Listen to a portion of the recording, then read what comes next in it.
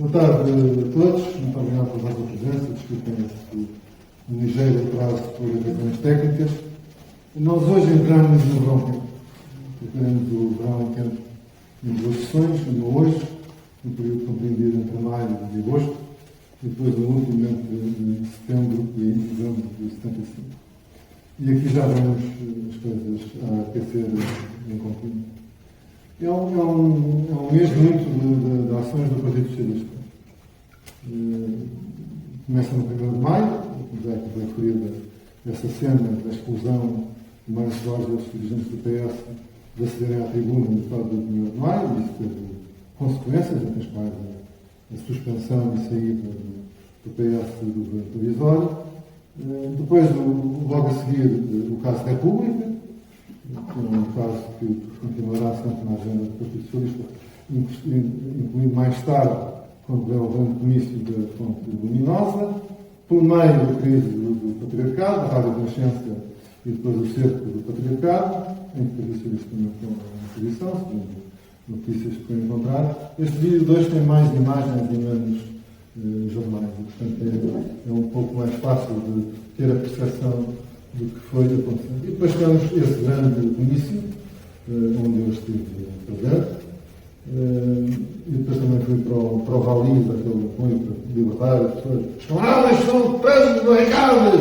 E lá indo, nós estamos para ver se resolvemos esse problema, vai a tuteio. Mas foi uma jornada muito forte para, depois da lição que foi as eleições constituintes, também uma lição de rua para os setores do desvio totalitário da repressão, ainda que a tensão continuasse. Por isso nós chamamos este período de fratura, que é acompanhado também na área militar com a formação do grupo dos 9. E, portanto, digamos, os campos começam a ficar definidos para aquilo que poderia ser uma etapa final, para um lado ou para o outro, que se jogaria até novembro.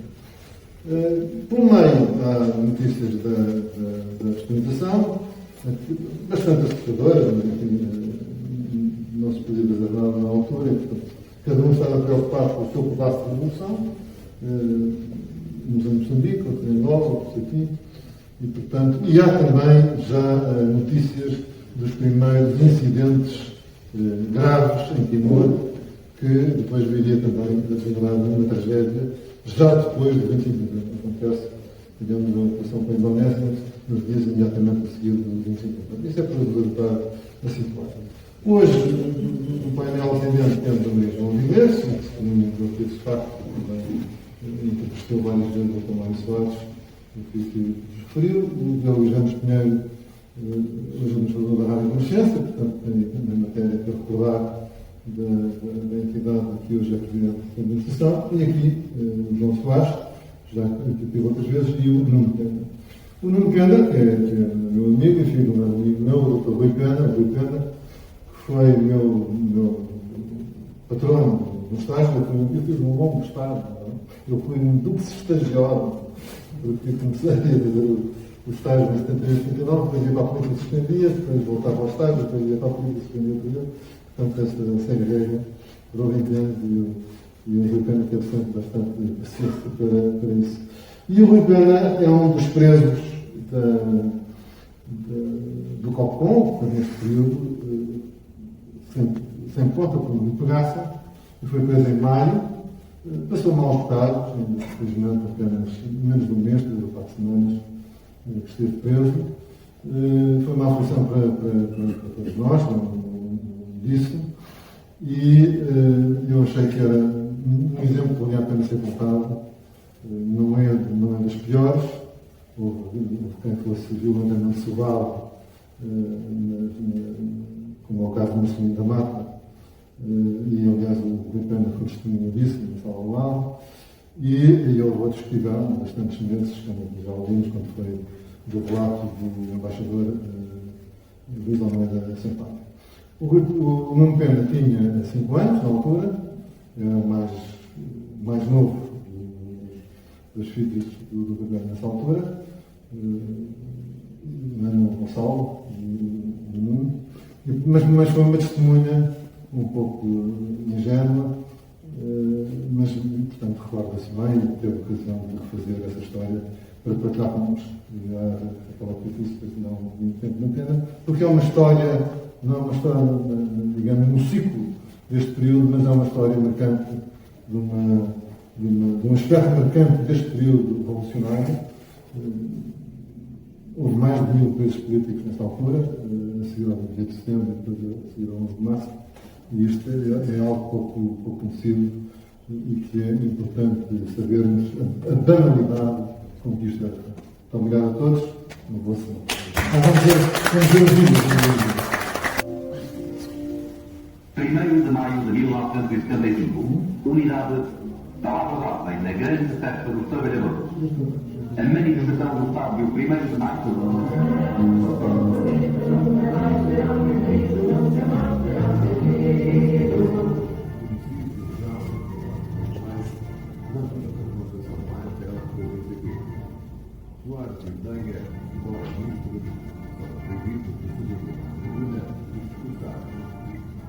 Com outros militantes que os dirigentes socialistas desfilam até à Avenida de Roma. O PS tinha impedido de entrar na Câmara do país, voltaram a representar o PCP e outros partidos.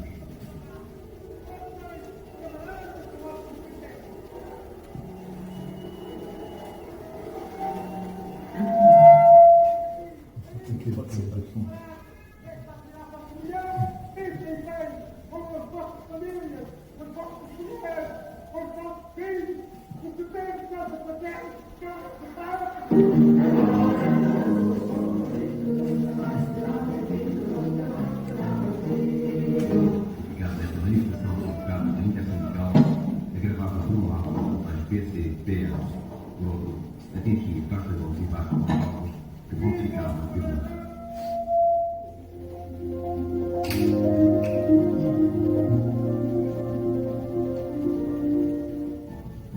A 19 de maio de 75, abre-se a política que ficou chamada a convocar a República, com repercussões internacionais.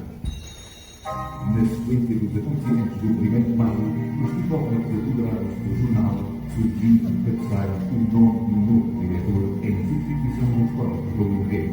O PS prepara-se para a manifestação frente ao República sobre o senhor. O República é de pouco, não é de esquerda. Por um tempo, tem a aparente saudade da extrema. A imagem única do mundo, ocupada pelos trabalhadores, a emissora católica fugia totalmente ao controle patriarcado. Que em 19 de junho encontram as duas posições contrárias. Manifestação contra o patriarcado, contra a manifestação a favor. Cercados toda a noite no interior do episcopado, os adeptos da igreja iriam ser evacuados com a ajuda ainda que hesitante dos militares. Na altura foi importante o apoio expresso pelo Partido Socialista ao patriarcado. Esta criminalidade se acentua. A luta pela Renascença vai radicalizar outras zonas do país. No norte, é preparada uma homenagem ao Bispo da Diocese de Braga.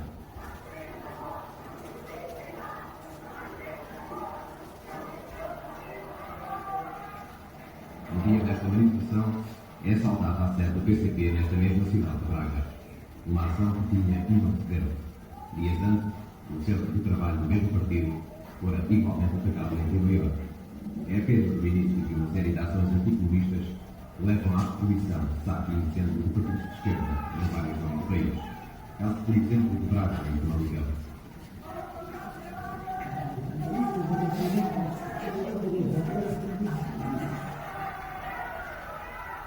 O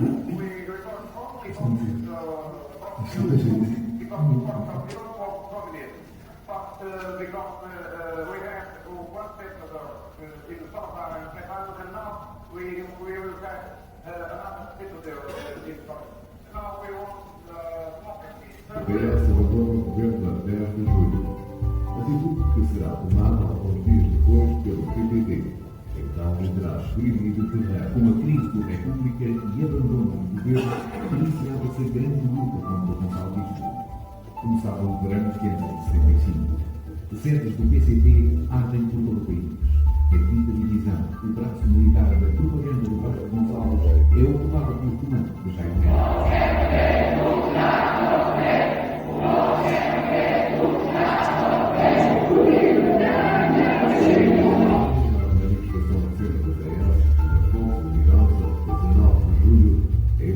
admissão de Vasco Gonçalves.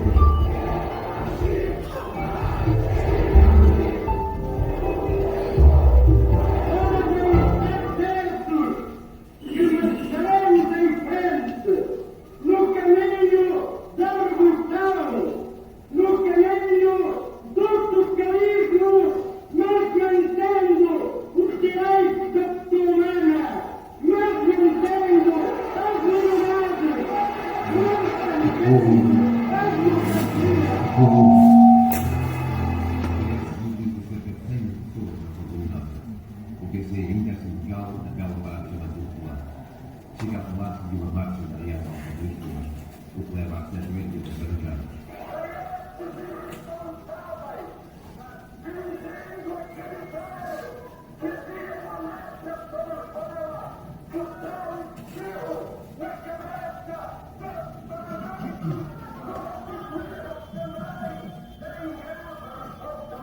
Dia 25 de junho de 1975, Moçambique proclama o Estado de expressão portuguesa.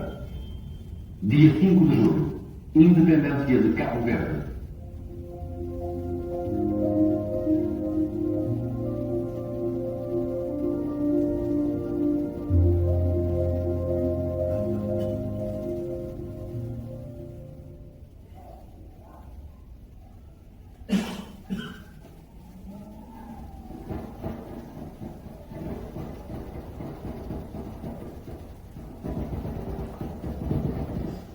É, no entanto, contrária a esta, a nova geração de dia a dia, as chamadas forças da ordem vão construir.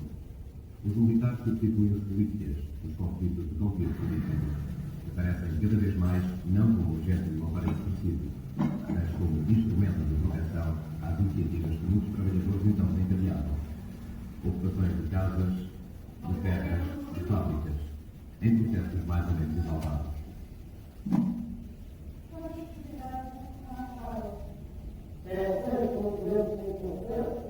Porque é algo que é mais até dentro da arte, eu queria uma coisa que não estava no lado de universidade, que na ideia da nossa também não estava em acesso de auxílio da sociedade.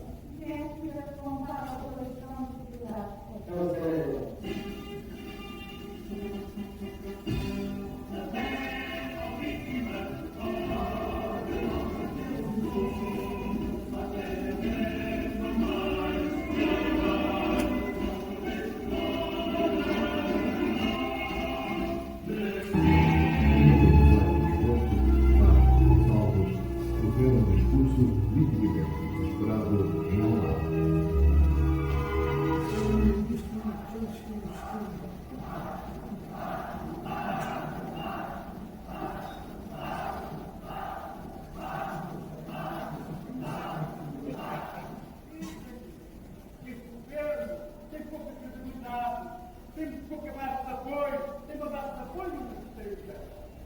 Eu devo dizer aqui o seguinte: não há nenhuma revolução numa determinada parte da sua história que não tenha tido uma base de apoio precisa, pois é precisamente neste momento que é preciso um governo forte e com autoridade.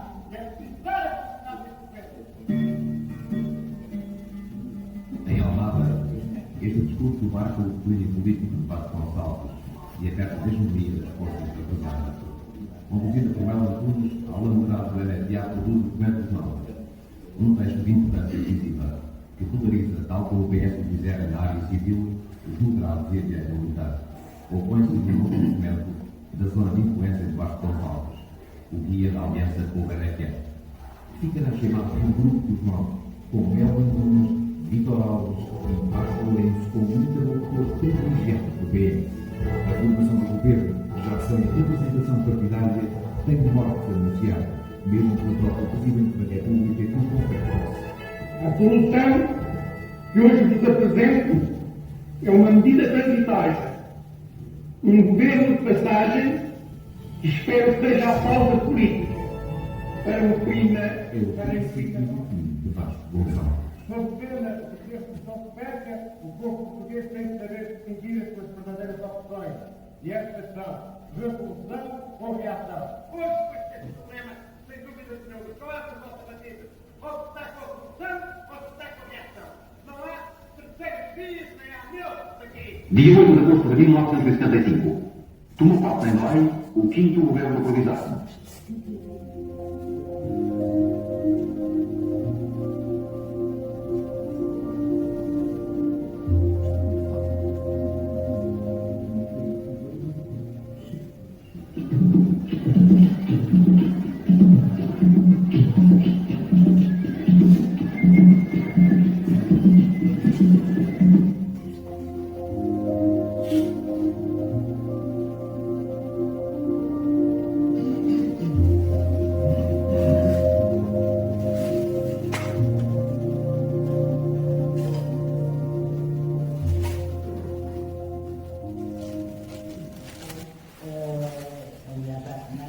Vou começar aqui por uma testemunha viva de quem tem imensa inveja, porque viveu este tempo todo a fazer jornalismo ativo e depois fez também um bocadinho um balanço de tudo isto nas várias entrevistas e no livro que escreveu, numa longa entrevista com o Mário Soares, onde conta muitas destas coisas do que esteve em causa e era mesmo por aí que eu começava. Acabámos de ouvir ali um discurso inflamado de Vasconcelos a dizer ou estamos com a reação ou estamos com a revolução.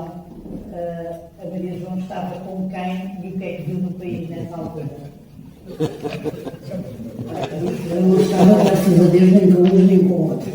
Mas havia uma pessoa muito mais importante que decidiu que não era nem a revolução nem a reação e que sabia que podia decidir não só por si, pela sua coragem e coragem cívica e provas dadas, mas porque percebeu que tinha um grosso, muito grosso do país com ele, foi evidentemente Mário Soares. Eu posso me esquecer depois mais à frente, mas queria lembrar que em maio, não este maio de 75, mas em maio de 74, porque vocês ouviram falar ali da ocupação do assalto à Renascença, o Dr. Soares foi por iniciativa própria, era ministro dos Estrangeiros, ao visitar o Sr. Núncio Apostólico, a quem foi dizer, passava uma espécie de cartão de visita de que não iria acontecer em Portugal na Segunda República.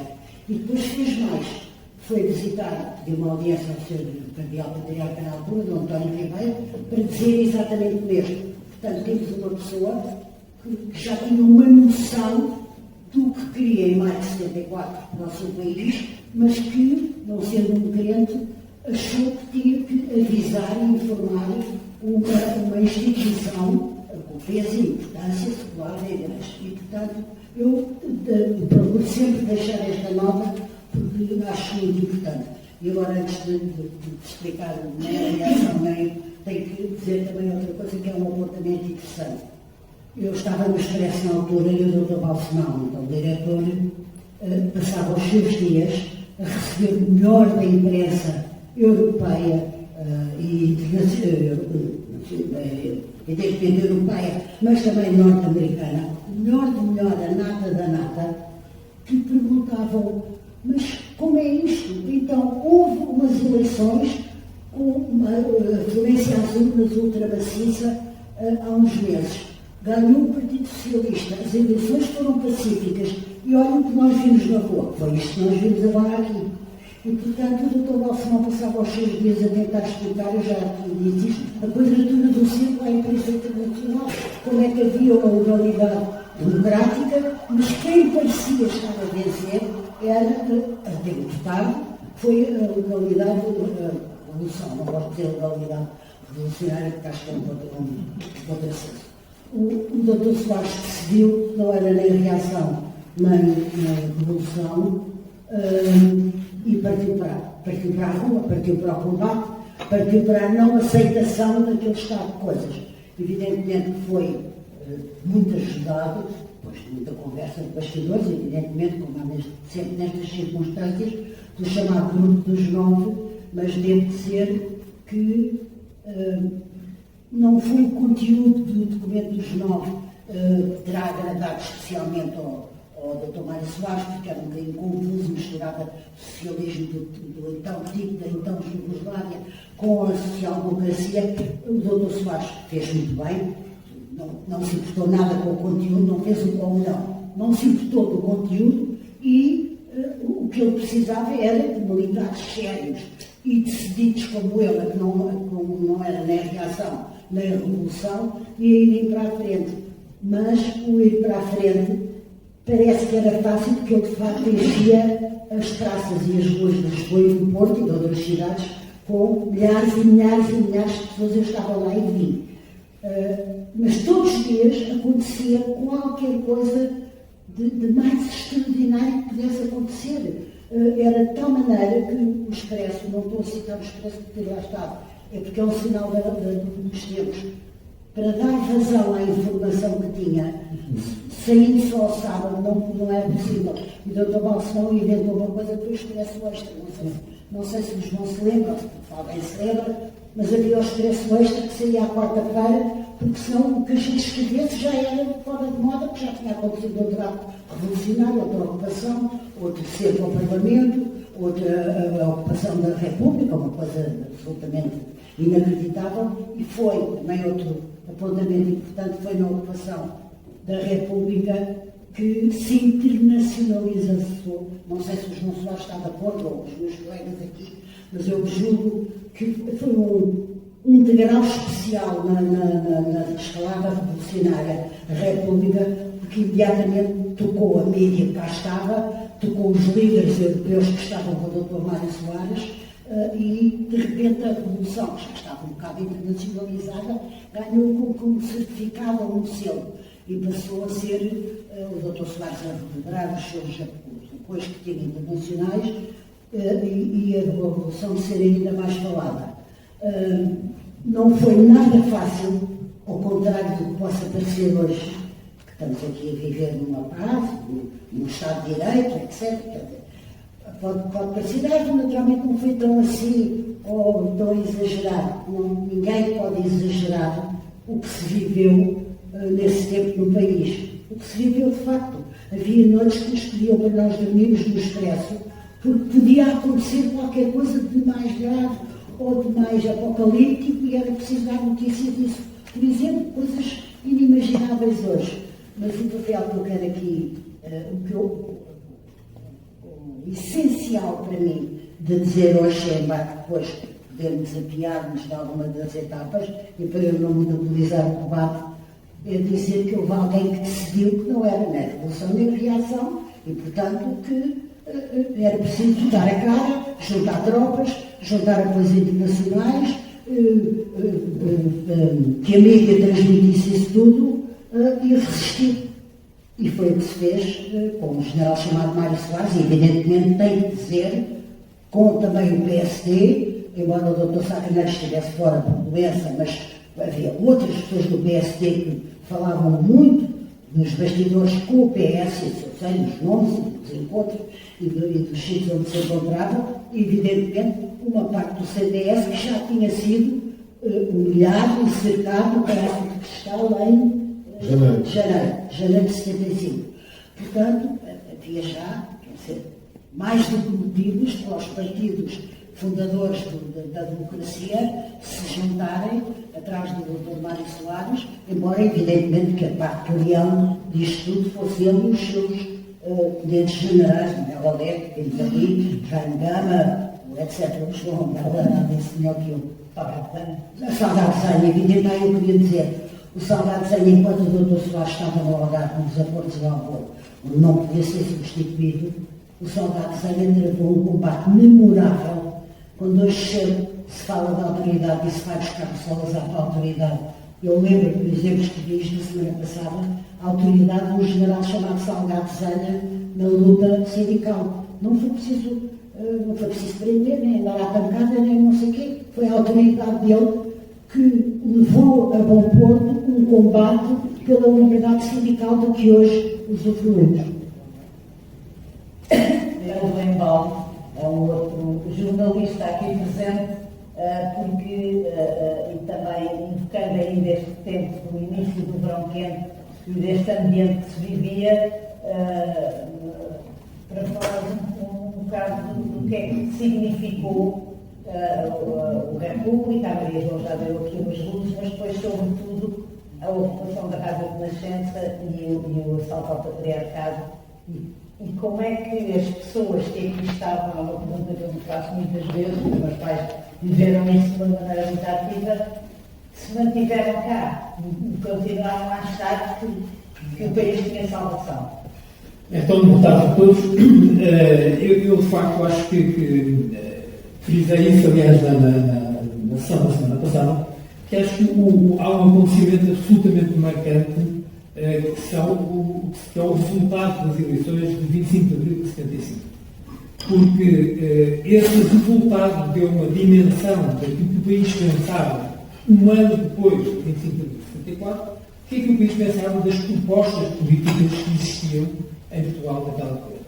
E a clamorosa derrota da extrema-esquerda e da esquerda do PC nessas eleições simultaneamente ocasionou dois movimentos. Por um lado, estimulou a resistência por parte de quem não se reconhecia do PCP, estava do lado vitorioso das eleições e, portanto, que não se conformava com o acelerar da revolução, foi precisamente o que a extrema-esquerda fez face a esse resultado eleitoral que lhe foi desfavorável. Tanto desfavorável foi que decidiu acelerar ao máximo que pudesse os acontecimentos para recuperar nas ruas aquilo que não tinha ganho em todas. E por isso, nós vimos, aliás, no vídeo que passou, alguns títulos como a redução avança, já depois de 1975, nacionalizações, poder popular e por aí fora. E era a tentativa de ganhar, de facto, na rua e que falharam nas eleições. Vi claramente que perceberam que o controle que já começava a existir da comunicação social não era suficiente para condicionar a opinião pública, daí o caso da República, daí o caso da Renascença. As eleições tinham sido em 25 de abril e a Renascença é ocupada por 19 trabalhadores dos 80, por 19 trabalhadores com o auxílio de militares e de militantes da extrema-esquerda, a 27 de maio, portanto, cerca de um mês e 2 dias depois das eleições. Era fundamental controlar a Renascença porque tinha informação que as pessoas queriam ouvir e percebiam que havia ali uma tentativa de independência e de dar um retrato daquilo que estava a passar no país. Portanto, era vital controlar esse movimento. Havia mesmo o propósito de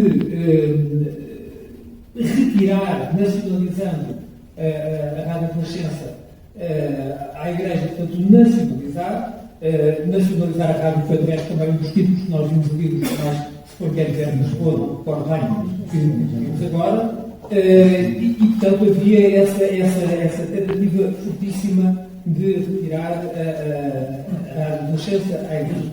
E no cerco ao patriarcado, que é uma manifestação convocada a 18 de junho, portanto, 3 semanas depois da ocupação dos filhos da Renascença, onde de facto os militares dominavam e controlavam as entradas e saídas e onde tinham sido saneados todos os outros trabalhadores, que de resto, em grande maioria, se tinham demarcado completamente daquela ação.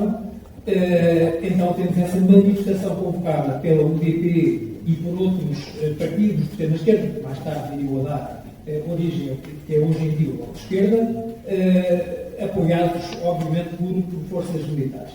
E é então que os parcos de Lisboa, em apoio ao patriarcado de Lisboa, em defesa do patriarca, em defesa da liberdade religiosa e em defesa da liberdade de expressão e de imprensa, resolvem convocar a contra-manifestação e tem lugar, de facto, na noite de tarde e noite de 18 para 19 de junho de 75, toda uma série de confrontos que acabaram com uma série de manifestantes ligados à Igreja, abrigados no patriarcado e depois, mais tarde, depois de umas negociações duríssimas, em que presencialmente o António Ribeiro, cardeal patriarca de Lisboa da altura, participou, viriam depois a sair e as manifestações depois acabaram todas elas por expressar. Devo dizer também que o António Ribeiro, nesta fase, foi decisivo em muitíssimas ocasiões, por um lado, pela ligação, pela relação que já existia antes de 25 de abril, até epistolar, com o Dr. Mário Soares, e nem que aproveitaram até para recolocar algumas dúvidas que havia entre os dois sobre determinadas declarações que, em determinada altura, antes de 25 de abril, o António Ribeiro havia feito sobre o Mário Soares, e de facto, o Partido Socialista foi ainda vimos o Tomás Soares naquele célebre início da Fonte Luminosa, que é de julho, 19 de julho de 75, portanto, um mês depois desta legislação de patriarcado, dizer que a revolução, o socialismo, mantendo os direitos das pessoas, mantendo os direitos de personalidade, mantendo as liberdades, mantendo a democracia. E esse substrato essencial daquilo que era a matriz de uma democracia ocidental foi sempre objeto de entendimento e do conceito alargado, que de resto está na base do próprio resultado eleitoral, não só de 1965, como depois das eleições constitucionais de 1976. Em todo caso, só para referir também este aspecto do António Ribeiro, que em determinada altura destes acontecimentos em que a Renascença esteve também nas bocas do mundo, não só internamente, mas motivando que os europeus, que o primeiro-ministro Vasco Gonçalves na altura percebeu e que a certa altura o fizeram também balançar se não seria melhor devolver a própria Renascença à Igreja por causa desses protestos que já extravasavam as fronteiras nacionais. D. António Ribeiro chegou a ir ao COPCOM presencialmente exigir a libertação de 2 funcionários da Rádio Renascença que tinham sido presos, como a maior parte das pessoas eram presas naquela altura do COPCOM, sem nenhuma culpa formada ou mandato em breve, e tinham sido presos, e ele foi ao COPCOM exigir a libertação deles. Disseram que não tinha nada a fazer ali, portanto, se fosse embora, que não havia nada a fazer. Eu disse, irei embora quando recuar. Enquanto não recuar, eu fico aqui. E assim ficou, e quando saiu, levou os pontos. Portanto, há uma ligação do António Ribeiro desta firmeza, ao lado da relação que tinha que ter com os novos poderes que emergiam em 1974. Por outro lado, uma firmeza essencial dos princípios que nos levou, de facto, a que a Igreja não só tivesse mais tarde, uns meses mais tarde, em novembro de 65, e mais uma vez por intervenção de Mário Soares e de Manuel Santos como essenciais para a convenção do Conselho de Revolução, a bombardear, enfim, a colocar uma bomba nos antigos emissores da Braca, que já não estavam em vigor, nós hoje em dia estamos na Braca muito bem instalados, mas não nos outros emissores, mas foi essencial para desativar a Renascença, que, entretanto, a Norte já tinha começado por emissões autónomas dos estúdios de Lisboa e emissões próprias, mas que eram ouvidas só na região centro e norte do país. De qualquer forma,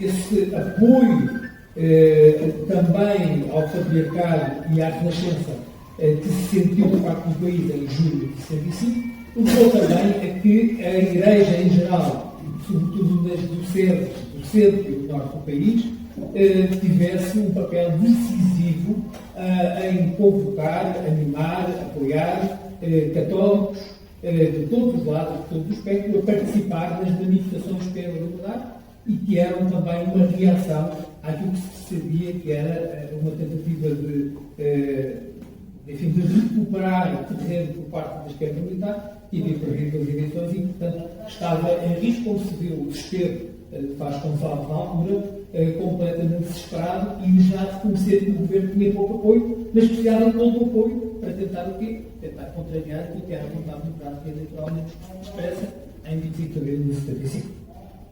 É agora a altura de ouvir o Nuno Pena, o Zé já desvendou um pouco aquilo também que essencialmente é aqui para contar, mas é nesta altura que o seu pai é preso também pelo COPCOM, imagino também ser culpa formada, tinha 5 anos, não devia saber bem as razões na altura, mas o que é que recorda ou o que é que reconstruiu dessa história? Como é que isso foi vivido? Bom, antes de mais, boa tarde, muito obrigado por estar aqui e que agradeço a pessoa do José Ribeiro Castro, que considero, todos nós o conhecemos, todos que estamos aqui, de uma forma ou outra conhecemos e considero o José Ribeiro Castro um grande português. Há pessoas que dão muito nas vistas, o José Ribeiro Castro não dá muito nas vistas, mas é de facto um grande português e há de ser recordado. Já é, mas há de ser claramente recordado como tal. Relativamente ao que estou a fazer, deixa-me mostrar de facto que faz alguém que tivesse 5 anos. De facto, as memórias que eu tenho dessa altura são poucas, são aquelas memórias que normalmente têm uma criança de 5 anos naquela altura, ainda assim várias coisas, desde cantar a gaivota e o povo bonito, e de delirar quando estava ao hino do MFA na telefonia. Eram coisas que eu gostava, marchava pela casa fora, gritava que o povo bonito jamais exterior em si, fazendo as desgraças da minha empregada lá. Mas enfim, eram estas as memórias. Portanto, aquilo que em concreto eu consigo testemunhar em primeira pessoa é aquilo que eu vivi e que me lembro como se fosse hoje. Porque eu me lembro muito bem, era um sábado, maio de 17 de maio de 1975, lembro de terem à porta, de entrar em porta dentro, dois soldados e um civil. Esse civil era quem comandava as operações, era assim um homem troncado, que eu costumo apelidar de passanhudo, e que tinha um tipo de pescador, que entrou para ali à bruta com grande estrondo. Queria o papel que tinha, naturalmente, um daqueles mandados em branco. O meu pai não estava em casa, estava apenas os meus irmãos, a minha empregada e a minha mãe, e tinha ordens para revistar a casa e para procurar documentos e armas. Depois venho a saber isso mais tarde. Isto eu estou a falar, vou tentar ir com um relato que eu sei e depois posso ir depois aos detalhes, porque portanto estudei tudo e sei tudo. Quase tudo. Mas entretanto, entramos imediatamente para a sala, eu fui para o colo da minha mãe, começaram, perguntou até para onde é que havia de começar, como se fosse a minha mãe que soubesse alguma coisa, revista. Mas ia pela sala e livros para o chão. Num dos livros cai um documento que era um convite assinado por um convite para almoçar assinado pelo Marquês de Baratão. Ninguém sabe que é o Marquês de Baratão, que não existe. Era um amigo do meu pai que, por brincadeira, deixou esse livro, que o meu pai achou graça e guardou no livro, e lá ficou um convite muito formal que dizia no fim: responda-se, faz favor, RS, que o homem achava que era um código qualquer especial, e portanto recolheu esse documento, por mais que a minha mãe tentasse explicar o que era aquilo, não havia maneira. Depois continuou a busca, foi ainda descobrir uma carta do professor Marcelo Caetano, um cartão de condolências para o meu pai, por ocasião da morte da minha avó, e que o meu pai tinha um aluno indicado na faculdade, com ligações com certeza com o professor Marcelo Caetano, que teve esse cuidado e que não significava que houvesse muito mais para além disto, um convívio acordado, condição social e académica. Também este documento foi tido como uma prova de podia ser verdade, e foi guardado e levado.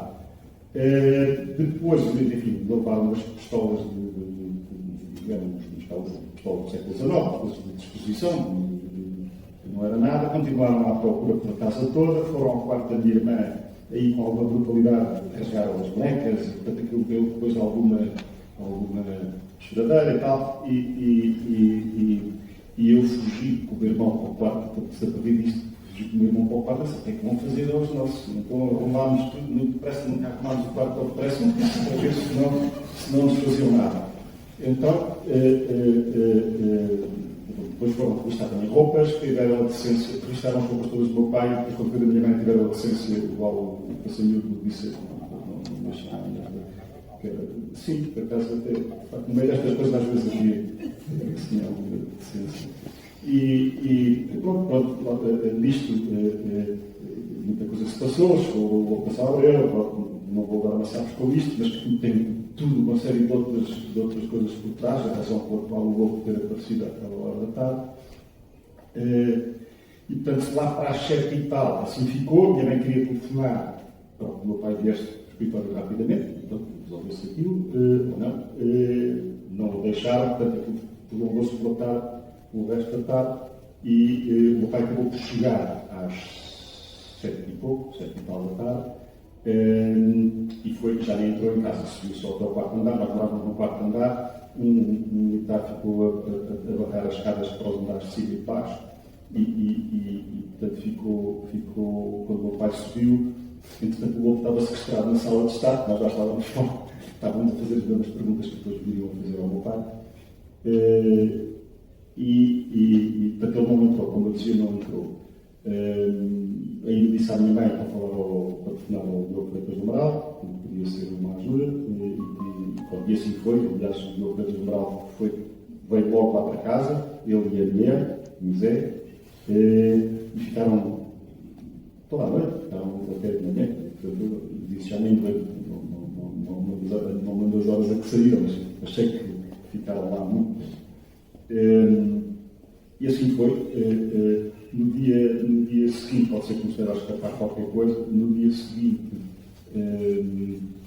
não sabia nada. Eu ainda fui à janela, ainda vi o meu pai a sair.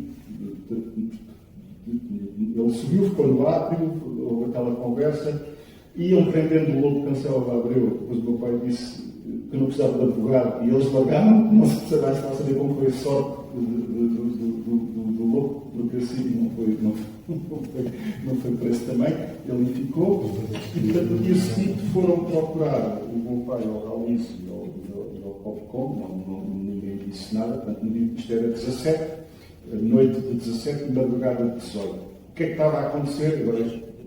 De maio. O que é que estava a acontecer justamente nesse dia?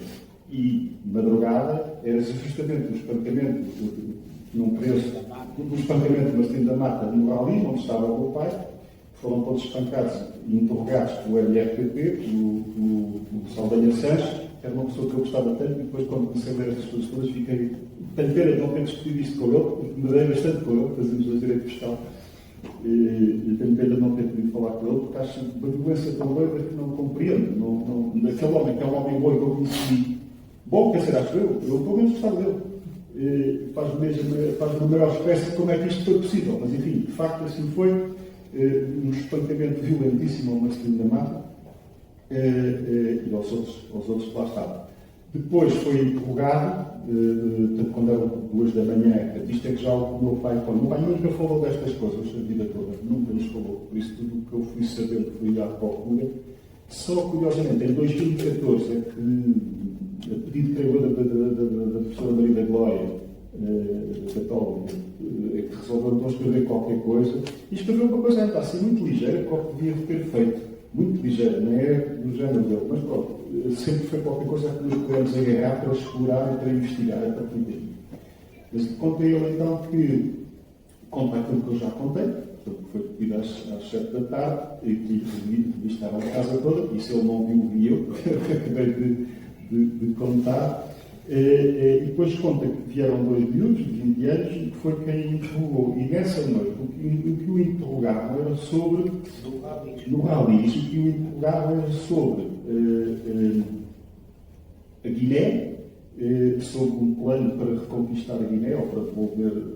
Para reconquistar a Guiné, que tinha sido independente há pouco tempo. E, portanto, havia essa ligação de Marcelino da Mata, essa senha contra o homem, portanto, sempre a ligação ao Marcelino da Mata, perguntavam sobre a Guiné, o meu pai respondeu, obviamente, que não tinha nada, lá tinha estado no âmbito da reserva naval, e portanto, disseram que ele era do CDS, portanto, o CDS tinha armas e um plano também organizado para fazer uma série de patiparias e, portanto, ou confessava tudo ou levava um tiro e puxava uma colada atrás. O meu pai prefere pensar que naquilo não tivesse carregado a arma. Pode ser lá o que for, do susto não se livrou e de facto estava bastante atrapalhado. E aquilo ficou muito violento, enquanto ele estava à espera. Ele foi interrogado às 2 da manhã no dia 18. E até lá eram sempre os outros. E os outros foram interrogados com uma violência. Se aqui havia uma violência moral, uns empurrões, umas bufetadas, já agora, uma das coisas que eu fui ver que não tinha visto, quando o Zé Ribeiro Castro me desafiou para falar disto, eu aproveitei, olha, esta é que eu he visto mesmo de uma assentada e levei. E até o Zé Miguel Júlio se chateei, eu pensei que me sugeriu que fosse ver o relatório das Felícias, onde se descobre de facto muita coisa. Descobri até enfim, agora vou começar por tudo. Sim. E viu. E tenho 2 cartas, tenho várias cartas do meu pai, 2 delas posso tornar públicas, em que de facto conta tudo isso. E é justamente aquilo que eu não compreendia das cartas que fui investigar até ao trânsito. Conta tudo isso o quê? Desculpe, concretamente. Do estancamento do Marcelino da Mata, dos outros comandos, dele ter ido tentar ajudar outro e ainda levou também, e portanto, foi uma coisa mais complicada. Quando aquilo estava mesmo a ajudar, como é assim, as histórias ficavam bem, apareceu alguém que o mandou para uma cela, não dormiu, e no dia seguinte foi para Caxias. Em Caxias, que é um episódio que eu gosto,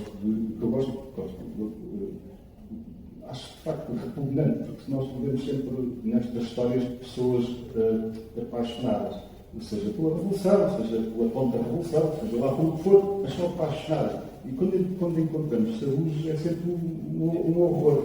E o que ele encontrou em Caxias, o comandante, agora tenho que escrever o nome, eu não sei qual é também dele, que tinha sido um colega dele no CEO, no curso de oficiais da Reserva Naval. Tratou por tudo, estou aqui, não sei porque estou aqui, vim para o Guiné, que eu andava a ver o Guiné, que saí da Guiné para nada.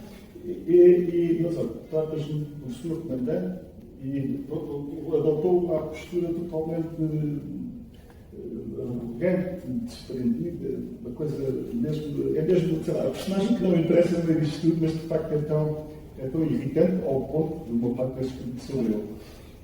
E outra coisa, fala dele e na carta que faz ao Lobo Cassal Abreu.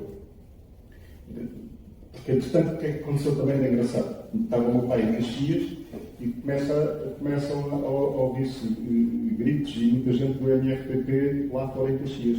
Na sequência destas pancadarias do Ralis, do Marcelino da Mata e dos outros comandos, aquilo gerou um tal mal-estar, pelo que eu percebi, até no hotel e no resto das pessoas, que resolveram meter na cadeia, até por outras razões também, porque não descobertam os planos para que eles tinham para acabar com a MFA e com o PCP, e resolveram meter na cadeia toda aquela gente, 400 pessoas do MRPP, e foram todos dentro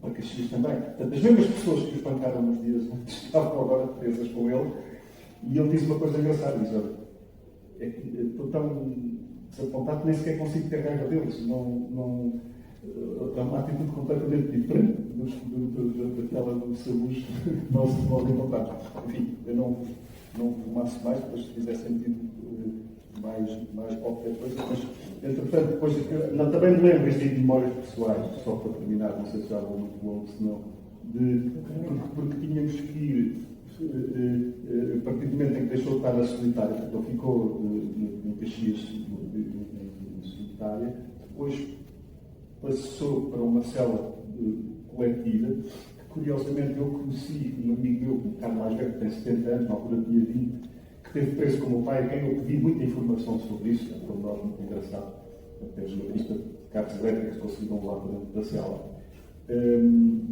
Mas no meio desse ambiente, tudo aquilo era muito violento, eles faziam simulacros de fuzilamento, ao mesmo tempo que os deixavam brincar com carros e jogar coisas, tudo aquilo na minha cabeça é tudo contraditório. E num desses simulacros de fuzilamento, estava preso nessa cela um ex-presidente da Câmara de Castro Verde, que morreu de ataque de coração por causa disso. Também foi depois uma situação complicada. Mas lembro-me, estava eu a dizer, lembro-me de ir sempre com a minha mãe Caxias, todos os dias, não havia visitas, mas nós devíamos levar comida e roupas. Roupas tínhamos mesmo que levar.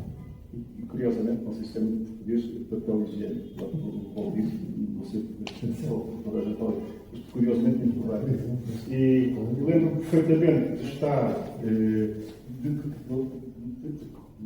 sei lá, tínhamos a minha filha sentávamos em cima era um sábado, 96, de cá, assim, era suposto dizer adeus lá com uma parede cheia de janelas, com lenços brancos, mas que eu confesso que eu nunca consegui perceber onde é que estava o meu pai. Ouvia, mas eram tantos que todos a gritar connosco, e portanto não se conseguia. Também contei aqui, no que escrevi, portanto escrevi um monte de coisas que não devem ser, e me disse para cortar tudo, e que era, não sei agora o que era. Não, às tantas que pedi, afastei-me um bocado do carro e pedi para entrar pedi lá na guarda para entrar na prisão e eles responderam-me, sempre assim, se for uma série, sentas, ficas lá. E eu chego lá. Eu não me lembro de ficar assustado, mas lembro-me de. Voltei logo para o carro, mas achei aquilo assim um bocado. Enfim, não passo mais. Há outro aspecto que eu só queria dizer mais uma coisa, porque é importante, desculpem, há duas pessoas que eu considero muito importantes nesta história que vou desenvolver isso, e ontem à noite ainda consegui falar com a filha dele. Um é o Manuel Coelho da Silva e outro é o José Jaime Coelho da Silva. Manuel Coelho da Silva foi estagiário do meu pai, e pode ser aqui, há causas imediatas e causas imediatas da prisão, qualquer uma delas estúpida e sem sentido. Uma delas é uma suposta associação do Manuel Coelho da Silva ou do irmão José Jaime a um movimento qualquer de extrema-direita, seja lá o que for, não justifica. E se forem ver no relatório das serícias o que fizeram este José Jaime e à mulher, é uma coisa abjeta.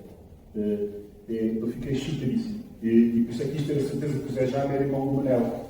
O Manel era estagiário do meu pai. E o irmão é que era este fuzileiro, que estava a tratar dos assuntos logo, coisas do escritório. E de facto é impressionante o relato que aqui consta. E bom, agora falo mesmo, senão cada um só como aos vossos.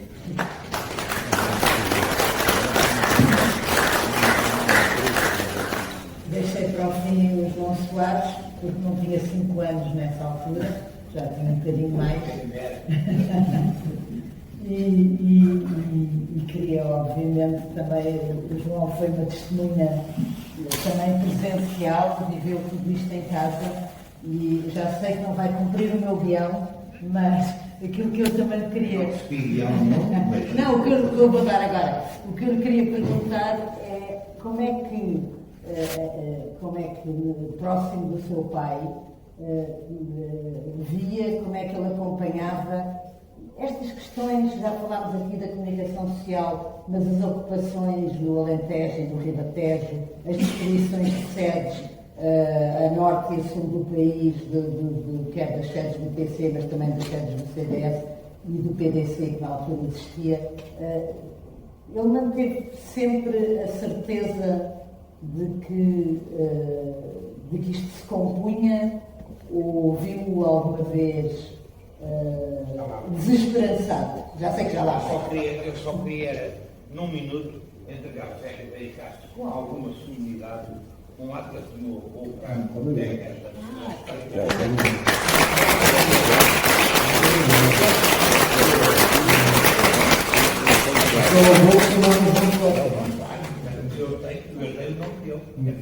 Não, você é João da Osso. Agora, a paixão por Portugal. Paixão por Portugal. Isso não é. Isso não é uma Uma possibilidade. coisa que tem pelo menos 4 gerações. Se a pessoa Talvez seja uma apaixonada.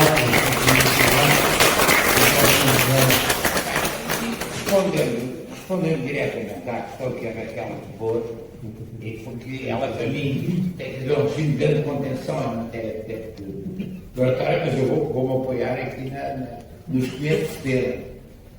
Eu gostava de dizer que se há uma coisa que é para mim perfeitamente clara e que eu tentei sublinhar nas duas vezes que já aqui vi, e que era, aliás, felicitar o Sérgio Veiga Castro por esta iniciativa, porque isto tem corrido muito melhor do que eu esperava. Sinceramente, encheu as medidas, hoje está um bocadinho menos gente, mas está bastante gente, felizmente também, e eu não esperava nada que só veio para a semana mais uma vez e depois fico com o pessoal para esta matéria, mas foi uma grande surpresa e acho que tem sido muito interessante. Há uma coisa que eu já tentei dizer, não sei se foi no outro, já tenho que sido também mudado pela Raquel, é que há ali, em termos de Partido Socialista, há duas figuras que são decisivas. É aquela velha frase do órgão, todos são iguais, mas alguns são mais iguais que os outros, são os anos iguais, indiscutível. Eles depois acabaram verdade com um contexto muito posterior, também tem a ver com interferências militares e coisas desse tipo, mas não vale a pena estar a perder tempo com isso agora. Eles são decisivos. A Maria João falou, e o nosso amigo da Rádio Renascença também falou, da questão religiosa que não houve. Qualquer um deles tinha isso claro, muito antes da Revolução, que era preciso evitar aquilo que foi considerado, em termos de imagem, sobretudo, mas também em termos de facto, a questão religiosa da Primeira República. É bom não esquecer que o Zenha não só fez o artigo que deu origem à questão da unicidade sindical, que obrigou o meu pai a vir de Alvor, onde estava a ser iniciado o acordo, depois foi respeitado de independência de Angola, a fazer um comício memorável no quartel. A Maria João deve lá ter estado, memorável, e teve origem num artigo do Zenha, um artigo de uma sanidade total a dizer isto. Isto não tem nada a ver com liberdade. Eu acho que eles tinham uma vantagem. Houve outros do PS também tiveram essa vantagem. O Manuel Alegre, o Lopes Cardoso não, mas alguns outros, e alguns dos velhotes lá do Norte, eram os mais velhotes. Eles, os velhos Soares, tinham sido do PC enquanto jovens. Aliás, o Cunhal tinha, eu acho que disse isso outra vez, tinha muitos ciúmes de eu ser referido do PC. Eu uma vez disse ao Braga, se trabalho em Paris, eu contou isto antes de 25, o Cunhal novamente me disse, como é que nós deixamos de fugir os calculadores que eram melhores? Eles, o meu pai quando disse estudo a Maria João Vildez. Maria João Vildez teve esse talento fantástico para fazer 3 volumes notáveis, sem a leitura dos quais não se percebe o que é que se passou. Agora, eles estavam absolutamente. Eu conheci-os muito antes da Revolução. Eles, os dois, tinham uma imensa confiança em que viria uma Revolução. O Zenha talvez um bocadinho menos, que era um bocadinho mais pessimista, embora tivesse um bocadinho do humor também. Mas eles sabiam que aquilo tinha que acabar, enfim. E em matéria de prisões, eu estava a ouvir estas coisas lamentáveis a todos os tipos condenados que aconteceram na Torre Pequena, mas eu também fui dezenas de vezes a Caxias. De uma das vezes, o meu pai teve lá praticamente um ano, eu tinha 12 ou 13 anos, eu fui mais velho para ver, e ainda lá fui depois. E prisões sem culpa formada, toda a gente era presa sem culpa formada. Atenção, o senhor disse que vou esquecer isso. E a tortura era uma prática constante da polícia política. Quer o Zenha, quer o meu pai, foram ambos submetidos à tortura. Exatamente. E tortura sistemática e feita com outra racionalidade. Eu conheço bem esta história das prisões do Caldiz, ainda há pouco tempo lancei num livro, fui convidado pelo autor que eu conhecia, que é o Manuel Queiroz, um livro que se chama O Negro Atrás do Vermelho. É um romance interessantíssimo sobre isso. É uma coisa que marcou, porque ele esteve próximo da HPP, arquiteto e tal, e aquelas coisas que o marcou foi a loucura dessas prisões. Que, aliás, deram origem depois do hotel, como disse bem o nosso amigo, prendesse 500 tipos de MRP, saltou os 6 em todo lado. Uma operação militar absolutamente gigantesca, pouco depois desta situação ali.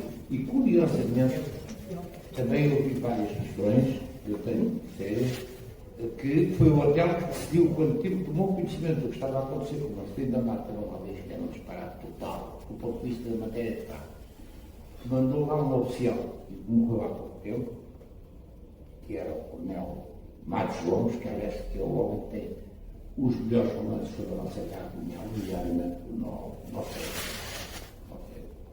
sobre a Operação de Alvorada e o da Guerra. E eu, se você não tem esse romance, eu vou-lhe oferecer um bravo para você ouvir, que é o vermelho, que é negro, que traz o vermelho, conta essas histórias todas. E, de facto, há algumas pessoas que também têm a convicção de que o Aldeia Sérgio, que eu também conheci muito bem, sempre fui colega até no liceu, era mais velho que eu.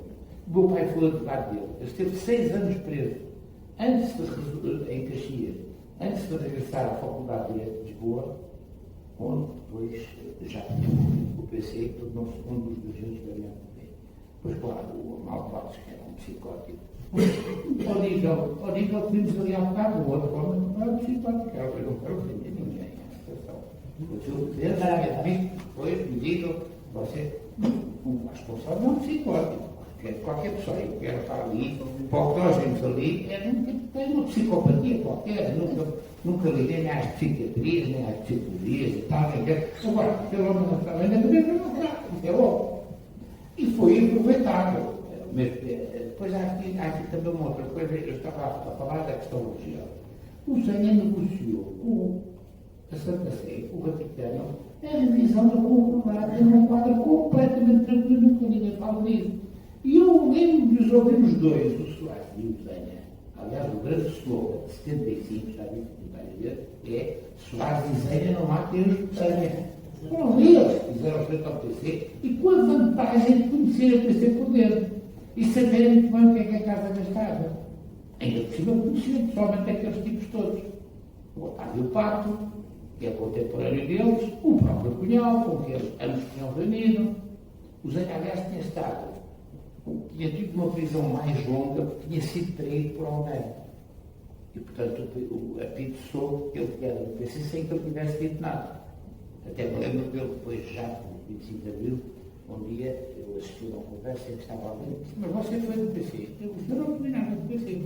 E depois, quando a pessoa que estava a fazer essas perguntas saiu, nós sempre, eu sempre dou o sonho. Mas sempre foi o seu comida. Pois eu nunca disse ao comida, agora ia dizer este bate-meta que eu eram pessoas com uma firmeza e com uma dignidade absoluta. Aliás, eu convido, isso foi eu, talvez o Zé Ribeiro Castro não possa dizer. Vale a pena ver, por exemplo, as imagens, não deste primeiro de maio de 75, foi uma coisa que é chapa 1, do ponto de vista da chamada prática bolchevique comunista. Aquilo é chapa 1. Mas é a chegada do Dr. Cunhal a Lisboa. Eu estive lá com a minha irmã e com o meu pai e a minha mãe, por acaso não foi. Fomos lá 3 assistir. O meu pai chegou 2 dias antes. Mas quer o meu pai, quer o Zé, quer a minha mãe também, vou chamar de seguro. Eles sabiam muito bem o que é a Casa da Carga em matéria de PC. Eles jogaram um jogo leal com eles. Tinha havido uns encontros em França e havia a unidade de esquerda em França feita por Mitterrand e todos eles, bem, vamos tentar jogar isto, mas eles sabiam muito bem que era o regime do leste da Europa, que era a minha mãe, que era o meu pai, que era aquela geração toda, e o Zenha também. O Zenha também, eles conheciam aqui todos os processos de Praga na Checoslováquia, dos anos 50, o Slansky, alguns foram mortos, outros que estiveram 10 anos presos. Eles sabiam muito bem o que é que a casa gastava. E que o risco era esse. Depois há outra coisa que é também. Deixe-me só fazer aqui uma pergunta no meio. E não era demasiado arriscado, tendo o PS ganho as eleições, mas eles tinham manter o estado de coisas como estava e não tentar precipitar eles fizeram sempre diferente. O grande problema é esse, quer dizer, ali a grande vitória foi conseguir que as eleições se fizessem. E até figuras pelas quais eu não tenho à partida uma grande simpatia, mas do ponto de vista histórico, acabaram de ser maltratadas por outras razões, como o Costa Gomes. O Costa Gomes foi também, de alguma forma, o garante que as eleições se fizessem. Porque, na verdade, ainda há pouco tempo, estava a discutir com outras pessoas que foram no PC nessa altura, o PC não queria que se fizessem eleições. Embora eles tenham tido até à contagem de votos a ilusão de que podiam ganhar. Eles tiveram convencidos que podiam ganhar. Agora, a seguir ao 11 de março, eles tiveram condições, eles e os militares radicais, para não fazer as eleições. E, portanto, quando se engoliu o pacto de há partidos que é um esforço, engoliu-se na perspectiva de que as eleições valem o preço todo que for preciso pagar por elas, porque eles sabiam que iam ganhar as eleições. Isso eu não tenho a menor dúvida. O meu pai e o meu pai, como quiserem, a ordem diferente, sabiam que eles ganhavam as eleições, os democratas ganhavam as eleições, porque aquilo era mais um combate para o liberdade. Também não quero ofender quem tem facilidades comunistas ou paixões, mas a verdade é essa. O combate a seguir ao 25 de Abril foi igual ao combate anterior. O adversário era diferente, mas era um combate para a liberdade. E a liberdade não é aquilo que a Maria João dizia, que o Dr. Balso não dizia. Eu gostei muito do que ela disse sobre o clima de expresso e tal. Há uma outra coisa que também é curiosa. Curiosamente, alguns dos correspondentes portugueses de alguns grandes órgãos e respeitados órgãos de comunicação internacional, estou a pensar, por exemplo, no nome, e ela dirá o nome, não digo o nome, eram mais papistas que o Papa, porque defendeu o PC e uma coisa vergonhosa. Eu não digo, Eu não digo não porque eu não ofendo ninguém. Eu tenho sobre a caceteira, que me dizem que eu queria bater, nunca quis bater em ninguém na vida. Já depois meus pais deitados, agora, o que eu estava a dizer é que eles tinham feito a consciência. E queriam ganhar. Eu uma vez, nós jantávamos,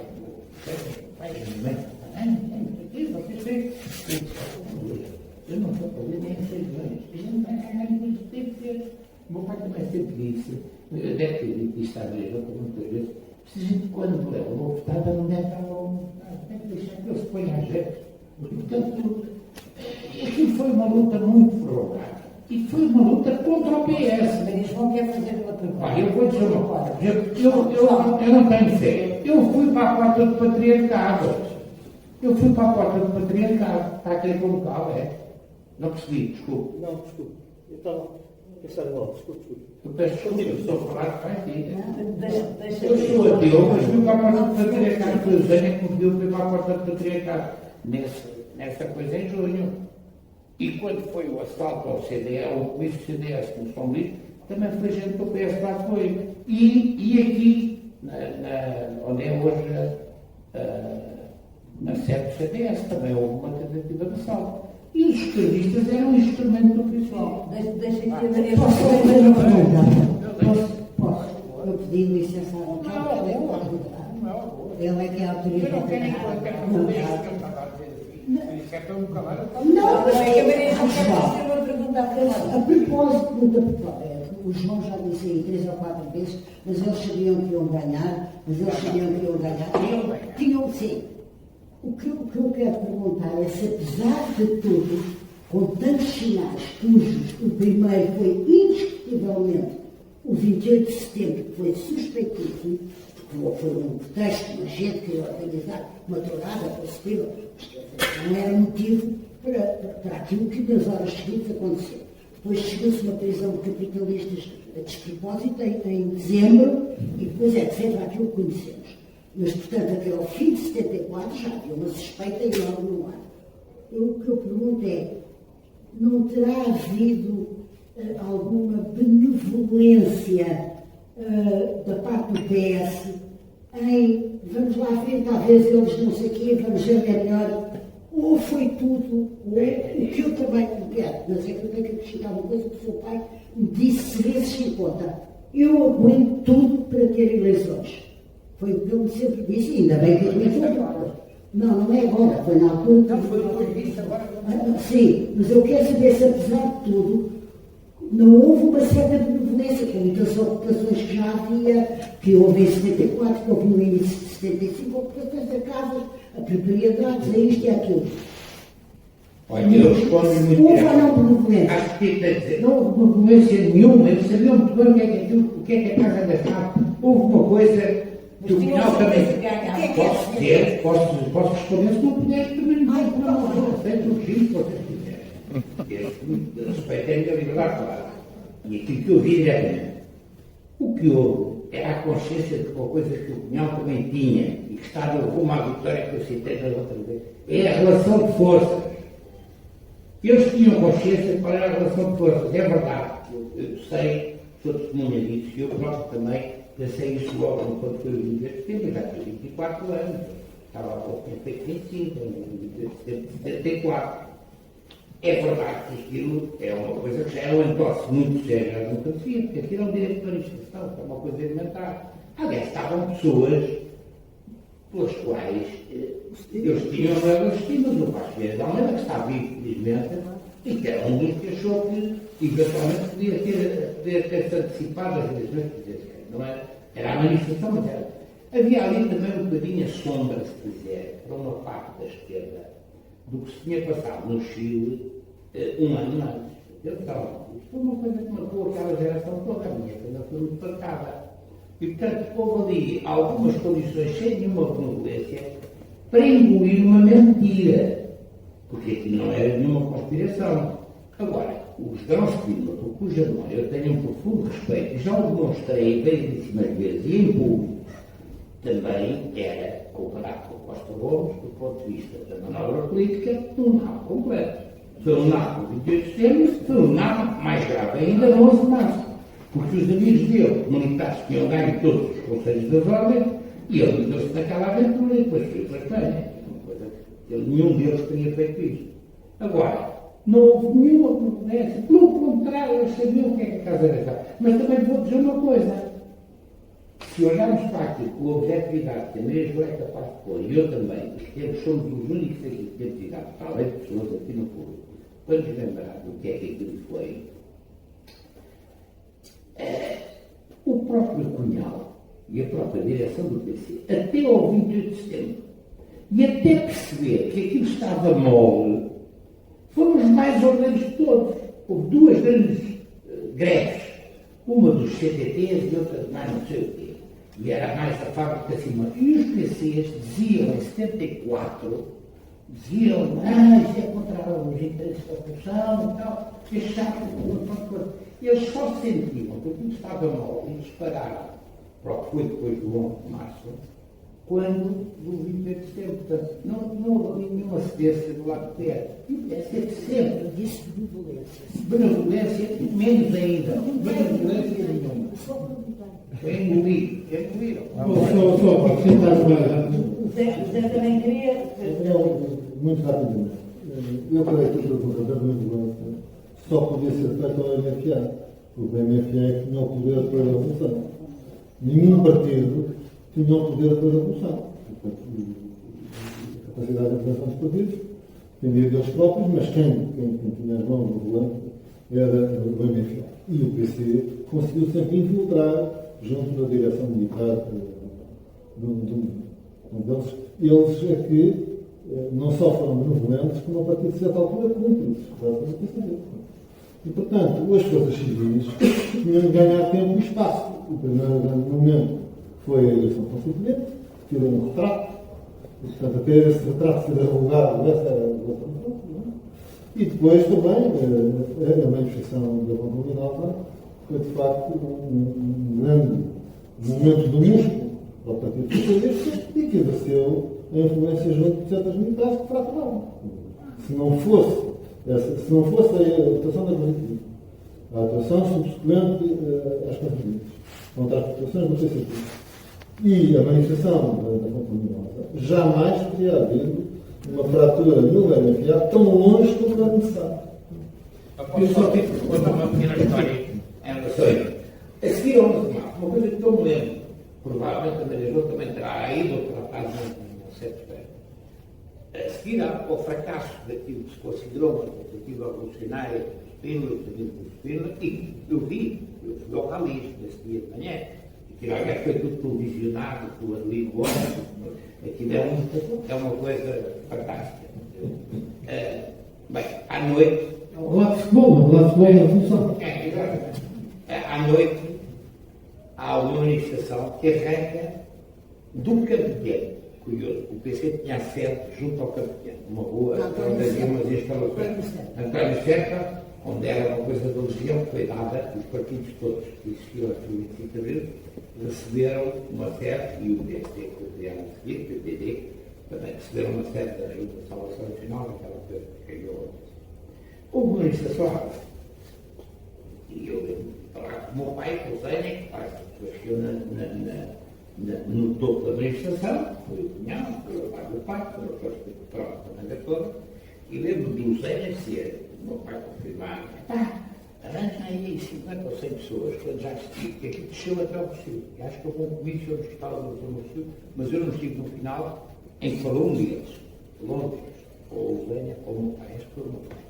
Mas o Zénia dizia, leva 50 pessoas, começou a sair, à porta do PS, que era em São Pedro de Alcântara, porque o MES, eu não vou dizer nomes, como não disse, o MES e a principal direção do MES é constituída por gente interessantíssima do ponto de vista intelectual, que hoje está cartas aí na agência e do outro lado. O MES e atrás, na parte de trás da manifestação, eu fui com um grupo aí, uns 100 do PS, lá, e não era juventude também, havia algo que eu nunca fui da vida socialista, já não sequer idade, mas, e o slogan era, o golpe falhou e o PS descansou, e preparavam-se para eles chegaram ao Marquês de Pombal, passaram em frente ao Expresso, onde ela devia estar com o Dr. Valsenhor, beber um café nessa hora, já à noite, para irem passar por São Pedro de Alcântara. Eles paravam-se para assaltar a sede do PS em São Pedro de Alcântara, com aquele slogan do MES e de uma outra coisa que também não lembro, mas é importante não esquecer. Ela foi chamar Frente Socialista Popular. Foi uma experiência que nasceu da tentativa de tomar o PS por dentro logo em 74. Em dezembro. Em dezembro de 74, foi um congresso memorável, porque aquilo é uma coisa, é o modelo soviético, é o doutor Cunhal aí para cima, depois como Lenin na Gata Interna em São Petersburgo, e essas coisas todas que tentaram tomar conta do PS. Também gente muito interessante, alguns saíram para a FSP, depois voltaram, depois. É tudo assim. Agora, quando a gente tem a memória direta, é muito chato. E depois há umas pessoas que dizem, cala-se lá, não sei se cala-se lá. Não, mas agora. Só queria lembrar uma ou duas coisas. Relativamente à questão ainda anterior, da varrigela que houve na comunicação social portuguesa, os outros casos também foram importantes. E foram significativos daquilo que era a extrema-esquerda, a esquerda do PC, tentar controlar. Já falámos do José Arquício e do José Sarvalho, por exemplo, na altura, o Montel que teve nos sedimentos, em 19 de agosto de 75, portanto, que é chamado, sim, portanto, que é dentro junto, portanto, toda essa pressão. Eu digo nomes porque não é ofender, as coisas são verdade, quando as coisas são verdadeiras, não posso dizer os nomes. Agora, há uma outra questão que temos aqui que falar sobre coisas interessantíssimas, mas há um aspecto que eu acho muito importante também, e que não se pode esquecer, com todos os acontecimentos que houve, os comícios, o comício extraordinário de facto do Conselho dos Esportes em janeiro, que não tinha havido sequer resultado das eleições, e fez um comício extraordinário, só Luminosa já tinha havido. Mas pronto, para além de toda essa frente interna, havia uma frente externa muito importante. Designadamente as entrevistas, por exemplo, não talvez a correspondentes estrangeiros, mas a jornalistas estrangeiros que procuravam cá, Mário Soares, Zé, Paulo Sá Carneiro, etc., que se encarregavam de colocar do ponto de vista de quem lutava pela liberdade em Portugal, o apoio deliberante, mas também as dúvidas profundas do Henrique Civil, que achava que Cuba, Portugal podia ser uma Cuba do Ocidente e podia funcionar como uma vacina. E isso quer dizer, ao mesmo tempo que se procuravam ter os apoios internos para conseguir e, de facto, suster os ímpetos da revolução que atraiçoava o resultado das eleições, era também muito importante somar os apoios externos e trabalhar na frente externa, e, de facto, os principais dirigentes dos partidos políticos democráticos portugueses, com destaque para os do PS e do PSD, tiveram um papel muito importante, exatamente Mário Soares.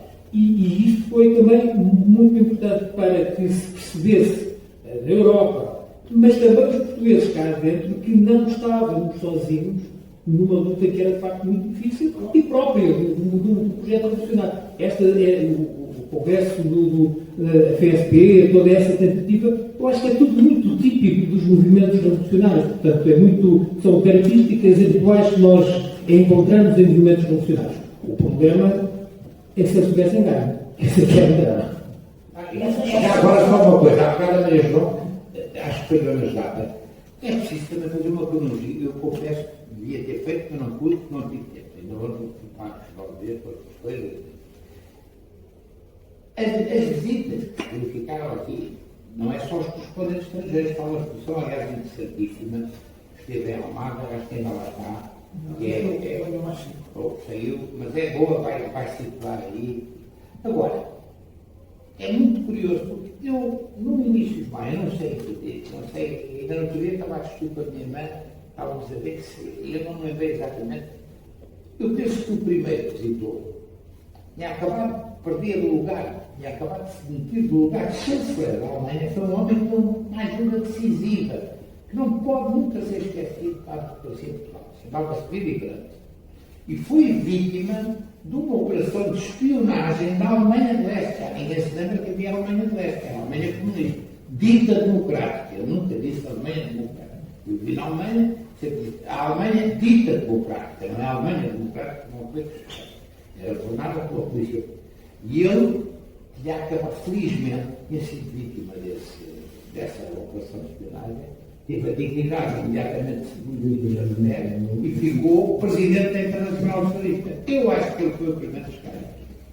Mas veio o Vili Branco, veio, estou a falar, não é vir depois para outra coisa, onde a Maria João deve ter estado do Porto, chegou a Europa. O comício do Porto, O exatamente. comício do Porto da Europa connosco. Mas, e houve outro comício também antes do comício da Ponte Luminosa, eu fui lá por acaso com o meu pai e colega, foi na véspera da Ponte Luminosa. Mas eles vieram individualmente, antes de virem eles todos para a Europa connosco. Veio o Mitterrand, que ainda não era presidente da França, e veio o Olof Palme, que é uma figura. Há uma coisa que ajudou muito a democracia em Portugal, é que a maioria dos primeiros ministros da União Europeia, que estavam ainda só a Comunidade Económica Europeia, José Ribeiro Costa, pai do Vasco Rodrigues, eram socialistas. E isso ajudou muito, eram tipos democratas, não estavam feitos de com os comunistas, nem com a ditadura que nos tinha oprimido, e portanto isso ajudou muito. Não é? Eu falei, o Olof Palme, o Vili Branco foi substituído por um chanceler também dentro da categoria, que era o Helmut Schmidt, que nos ajudou até dizer chega, também cá, pagar, ter dinheiro e tudo. O Mitterrand, o Harold Wilson na Inglaterra, e já nem sei dizer o nome do. Havia um holandês também a trabalhista, havia um italiano, e havia o. Não, o italiano era uma coisa mais complicada, era mais um género que a gente conhece agora na versão mais filosofia socrática, se quiser. Mas e o dinamarquês também era muito bom. Tudo isso pesou muito. Quer dizer, quando eles tinham a consciência, essa história que eu venho dizer à minha mãe, mas tem calma, nós não queremos perder nem feijões. É também com a consciência de que o Kissinger entregava isto, como você disse bem, isso aliás está explicado no livro da Maria João Viver. O Kissinger disse ao meu pai, o Kissinger e o presidente, não sei quem é, olha, disse aquilo que o Biden, que é um presidente que eu respeitei, embora tenha perguntado aquilo que mais, disse ao presidente que eu respeito muito da Ucrânia. Disse, você venha-se embora que a gente manda um avião. Ele disse, eu não quero nenhum avião, quero armas para bater. O que eles fizeram aqui, com todo o respeito, e não é por ser, não sou suspeito, tenho muito amigo, mas foi isso, foi dizer, nós não temos avião nenhum, nós vamos embora. E tinha dito, arranjamos aqui umas cárceras em Georgetown, não sei o que. Ainda por cima, o meu pai tinha medo, não falava duas palavras de inglês. E mesmo good morning dizia com um acento assim, pior do que ser mais. Osvaldo, não acha que começou a consciencialização da urgência desse apoio com a República, que a República marcou um pouco? Mas você vai ver, tirando a equipa do Novelo Serrata, foi de facto impecável. E o Edgar Mourão ainda é vivo, está com 103 anos e ainda há 3 anos cá veio e lembrou isso. Uma parte, e o Mitterrand, que aguentou aqui, tinha ganho o Partido Socialista e manteve os comunistas franceses que se diziam eurocomunistas, mas a maior parte deles tinham sido até agentes soviéticos e tudo, mas é um prodígio. A esquerda francesa também achou muito o turismo de extrema-esquerda em Portugal nessa altura, mas os jornalistas são muito como eu. A Alemanha, os italianos iam para cá, iam para a Torre Bela, iam para não sei onde. Aquilo foi uma farra. Tem coisas divertidas, do ponto de vista das pessoas. A esquerda da pesada. Da pesada, porque tiveram tudo, depois saltam para cima da outra revolução a seguir. Mas eu vou dizer, é que eles dois, como sim, não são só eles dois, o resto também havia tudo muito bem, sabiam muito bem o que é que a casa gastava. E não eu gostava só porque foi... Não falo mais. Não, mas eu acho que estamos muito. Sim, e vieram, acabaram por ser coisas que se calhar não venha a dizer que são interessantes. Por exemplo, este turismo de extrema-esquerda nunca se conseguiu falar. Estamos a poder fazer perguntas. Eu também pergunto à Maria João, porque eu também tive sempre um fascínio que não tem nada a ver com a identificação ideológica, pela personalidade do Pinhão. É de facto um tipo fantástico. Na minha modesta opinião, não tenho nenhuma admiração política, mas pessoal tem. A Maria João é a primeira pessoa que consegue, que eu me lembro, que acho que é de uma não trai, fazer uma grande entrevista ao Dr. Cunhal no Expresso. Ele não dava nem sequer declarações ao Expresso. E a Maria João tinha esses talentos que era foram sempre ali a dar uma entrevista. O que é que sentiu? Eu acho, sinceramente, e que eu depois tive muitos anos de uma coisa chamada OSD, hoje é do CDS, hoje é do ST, e é muito curioso porque o primeiro grande acordo entre os dois blocos, que é feito pelo Geraldo Forte e pelo Brezhnev, é a Conferência de Helsínquia, onde eles assinam a Ata Final de Helsínquia, que depois deu origem à Organização de Segurança da Polícia Europeia, que é uma coisa que faz um grande gelo. Sabem em que mês é que isso acontece? O ano é 1975. E o mês em que isso acontece é agosto de 1975, que era a representação de Portugal, é o general Conselheiro, que era o chefe de Estado, que diz que, aliás, foi muito apatado pelo sucessor do Willy Brandt, o Miguel Helena, não sei o quê, como é que é isso, os jornais, o República e aquelas coisas todas, e diz que vocês têm que trabalhar, daqui a pouco não estão para nada, é preciso meter dinheiro ali e tal.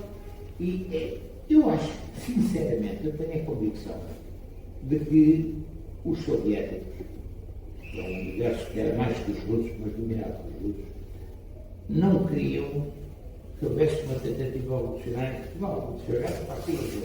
Eles estariam interessados, como se provou depois, em Angola, sobretudo em Angola. Eles em Moçambique não mexeram muito. Fizeram as neiras que nunca mais acaba em Angola. Deve ter custado um dinheiro de tudo. Mas tinham aquela ambição. Nunca tinham tido um império colonial. E, aliás, é curioso que o 25 de novembro é 15 dias depois da chamada independência da Angola. Eu achei que o Cunhal, de facto, era um tipo brilhante, independentemente de se gostar ou não, do ponto de vista intelectual e histórico, quis deixar uma marca pessoal que ia para além daquilo que era o interesse dos soviéticos, que ele não teve muita ajuda dos soviéticos, isso é indiscutível. Não começam a falar das coisas materiais. O PS recebeu muito dinheiro, e o PS recebeu muito dinheiro dos alemães e, sobretudo, através dos alemães, também há quem diga da parte dos americanos. Agora, comparado com o que o PC recebeu, e provavelmente alguns grupos ditos de extrema-esquerda, mas o PC recebeu montanhas. O PC, a Alemanha dita democrática oriental, ofereceu uma gráfica que acabou comprada por Gomes Mota, e primeiro não sei, depois faliu, que era uma coisa. O que eles deram de tratores alemães para as unidades coletivas e davam dinheiro, os outros davam dinheiro.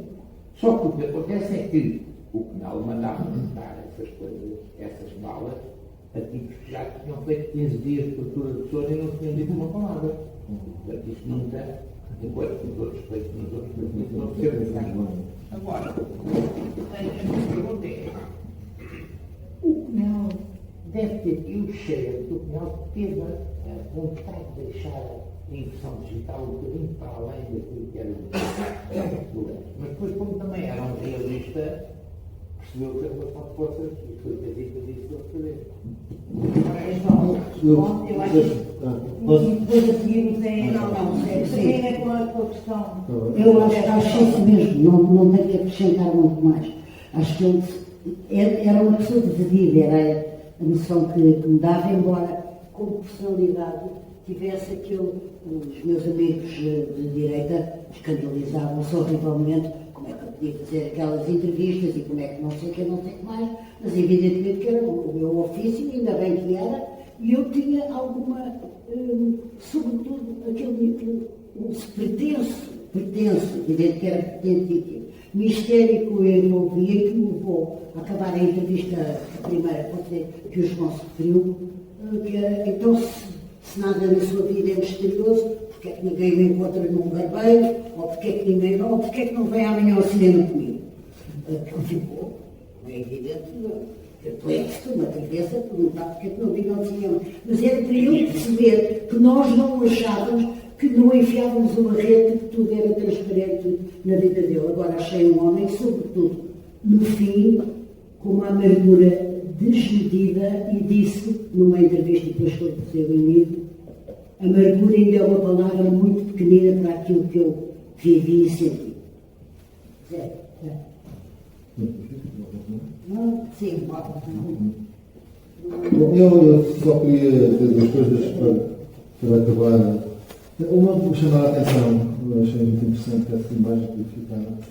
No comício da Alameda, nas últimas imagens, o nosso pastor do discurso e a Santas diz: porque vamos a caminho para a revolução, vamos a caminho para o socialismo, vamos, sobretudo, pela liberdade, preservar a liberdade, defender a democracia, afirmar os direitos humanos. E a multidão só responde essa parte. Naquele discurso tem-se dizer a liturgia, a revolução, o socialismo, mas as pessoas reagem ao tema da democracia, da liberdade e dos direitos humanos. As pessoas aplaudem. E isso eu creio que é muito significativo daquilo que estava na cabeça das pessoas e que é a mensagem que sai muito daquele comício, não é? Nós falamos muitas vezes sobre isso, mas o que é impressionante é que a multidão espontaneamente é essa mensagem.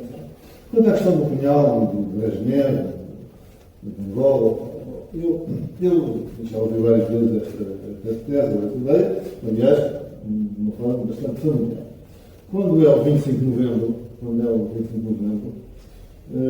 pai estava exilado em Madrid, e eu, uns dias depois, dia 27, dia 28, fui de carro em Madrid, depois dava um dia, meu pai, olha, agora é que ele vai acalmar e tal, portanto, para dizer, olha, quer ter, já levaram Angola, quem quer ver o puto para nada? Ninguém quer o puto para nada. O puto para nada, puto é como para nada, dizia Portugal. E, portanto, essa tese, quer à direita, quer à esquerda, e faz algum sentido, que a União Soviética tinha um grande investimento na guerra civil alemã, a internacionalização do conflito alemão não tem nada a ver apenas com os cubanos e com os sul-africanos, tem a ver com os russos, com a União Soviética, em primeiro lugar. Mas isso não quer dizer que se o Álvaro Cunhal, se o PCP tivesse uma oportunidade de deitar no poder, não está-se claro, e teria o apoio de toda a gente. Portanto, todos os cenários e foi isso que aconteceu no 25 de novembro.